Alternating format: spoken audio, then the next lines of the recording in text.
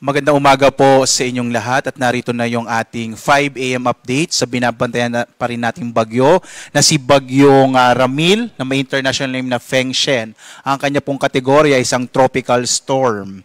At sa ating latest satellite images, makikita po natin ang huling lokasyon ng bagyong si Ramil as of 4 AM ay nasa may katubigan na malapit po sa may Alabat sa Quezon. In particular, nasa may Lopez Bay, yung sentro ng bagyong si Ramil sa mga sandaling ito. Makikita natin malaking bahagi ng Luzon at itong western part ng Kabisayaan ay nakararanas ng mga malalakas na mga pag-ulan at mga pagbugso ng hangin na dulot nga ng bagyong si Ramil. Ang kanyang lakas ngayon ay nasa 65 kilometers per hour malapit sa gitna.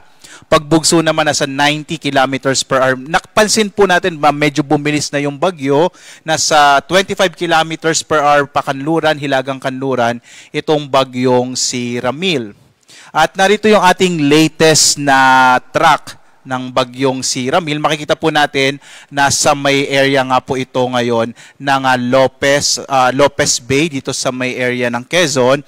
At base po sa track, bibigyan din ko lamang po, no, ito yung tinatawag nating cone of confidence or forecast cone of confidence na kung saan yung ating sentro ng bagyo ay maaring kumilos sa loob po nitong cone of confidence. Ibig sabihin sa ngayon nga, nasa may Lopez Quezon or Lopez Bay, sa may Alabat Quezon, itong sentro ng bagyong si Ramil at kikilos ito at maaring magkaroon ulit ng isa pang landfall sa may bahagi ng Quezon pa rin. At kung sakali po, patuloy itong kikilos ngayong araw, kaya po malaking bahagi ng Luzon, lalo na yung central at southern Luzon, particular na yung Calabarzon, including Metro Manila, ay makararanas ng mga pagbugso ng hangin at mga malalakas na mga pag-ulan. Dahil makikita po ninyo, nasa loob ito ng forecast confidence cone. Ibig sabihin yung sentro niya ay maaring kumilos sa loob nito. So, posible po mamayang hapon or gabi lalabas po ng kalupaan ng Luzon itong bagyong si Ramil at po pwede po na ito ay lumabas dito hanggang mula La Union or pwede rin dito sa may area ng Bataan or dito sa Zambales. Again po, no, bibigyan ko ulit ng din itong forecast confidence kung dito po kumikilos sa loob nito, maaring kumilos yung sentro ng bagyong si Ramil. At inaasahan din natin bukas naman ng umaga at hanggang hapon ay maaaring lumabas ng Philippine Area of Responsibility itong bagyong si Ramil. Kaya inaasahan natin ngayong araw pinakamararanasan ng malaking bahagi ng Central Luzon kasama yung Metro Manila, Southern Luzon, particular na yung Calabarzon, maging bahagi ng Mimaropa at ilang bahagi pa rin ng Bicol Region ang mga malalakas na mga pag-ulan at pagbugso ng hangin nadala ng bagyong si Ramil. As of 5 AM nga po, no, signal number 2 sa southeastern portion ng Quirino, gayon din sa central and southern portions ng Nueva Vizcaya, central and southern portion ng Benguet, central and southern portion nitong La Union, Pangasinan, Aurora, kasama yung Nueva Ecija, Bulacan, Tarlac, Pampanga, northern and central portions ng Zambales. Signal number 2 din sa northern part ng Metro Manila, northern and central portions ng Rizal, northern portion ng Laguna, northern and eastern portions ng Quezon, kasama dyan yung Polillo Islands, Camarines Norte, northwestern portion ng Camarines Sur. Signal number 1 naman sa Cagayan, kasama itong Babuyan Islands, Isabela, nalalabing bahagi ng Quirino at ng Nueva Vizcaya, gayon din ang mga lalawigan ng Apayao, Abra, Kalinga, Mountain Province, Ifugao, nalalabing bahagi ng Benguet, Ilocos Norte, Ilocos Sur, nalalabing bahagi ng La Union at ng Zambales. Gayon din dyan sa amin sa Bataan. Sa nalalabing bahagi po ng Metro Manila, signal number 1 din. Nalalabing bahagi ng Quezon, ng Rizal, ng Laguna. Kasama ang mga lalawigan ng Cavite, Batangas, itong Occidental Mindoro, kasama yung Lubang Islands. Oriental Mindoro, Marinduque, Romblon. Nalalabing bahagi ng Camarines Sur, Catanduanes, Albay, Sorsogon, northern and central portions ng Masbate kasama yung Ticao at Burias Islands. Sa mga lugar kung saan nakataas yung tropical cyclone wind signals number 1 and 2, asahan pa rin natin yung mga malalakas na hangin, mga pagbugso ng hangin na dulot ng bagyong si Ramil. Kaiba yung pag-iingat po sa mga kababayan natin, lalong-lalo na kung saan nakataas yung tropical cyclone wind signal na inaasahan natin na malalakas na hangin po yung mararanasan nitong mga lugar na ito, itong nasa yellow na lugar po na ito. Samantala naman ay Asahan din po natin, bagamat sa mga lugar na walang nakataas sa tropical cyclone wind signal, posible pa rin yung mga pagbugso ng hangin. Ngayong araw sa Cagayan Valley, Masbate, Caluya Islands, Samar, Eastern Samar at Biliran. Bukas naman yung trough o extension ng bagyo ay maaari pa rin magdala ng mga pagbugso ng hangin sa Central Luzon, Metro Manila, Calabarzon, Marinduque, Camarines Norte, Camarines Sur at Catanduanes.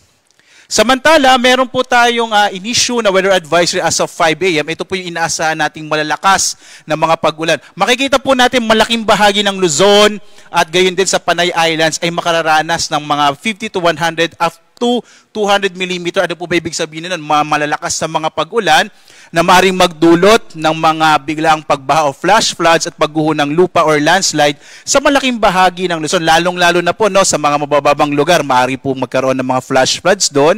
Habang doon sa mga matatarik na lugar, sa mga kabundukan, posible naman yung landslides. Muli, iba yung pag-iingat po.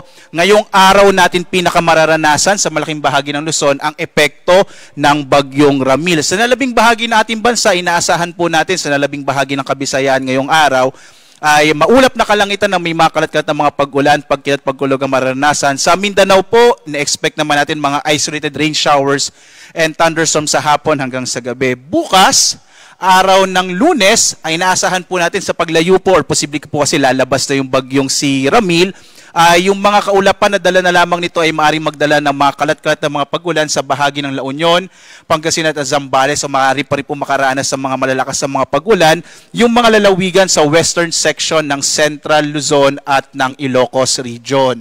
So ini-expect po natin bukas, posibleng malaking bahagi ng Luzon ay makararanas na lamang ng maulap na kalangitan at mababawasan na yung mga malalakas sa mga pag-ulan, lalo't papalabas na po by tomorrow ang bagyong si Ramil. Samantala, may nakataas yung gale warning particular na sa mga areas ng Aurora, Isabela ng Quezon, kasama yung Polillo Islands, Camarines Norte, gayon din sa Pangasinan, Zambales, Bataan, Metro Manila, Cavite, Western Coast of Batangas at Northern Coast ng Occidental Mindoro, kasama yung Lubang Islands. Ito yung mga lugar kung saan makakaranas ng mga malaking pag-alon ng karagatan, kaya iba yung pag-ingat po. Pinapayuhan ng Pag-asa ang mga maliliit na sakyang pandagat, maliliit na mga bangka na huwag mo nang pumalaot sa mga nabanggit po na mga baybayin ng ating bansa dahil inaasahan natin magiging maalon yung karagatan dulot ng mga hanging dala ng bagyong si Ramil.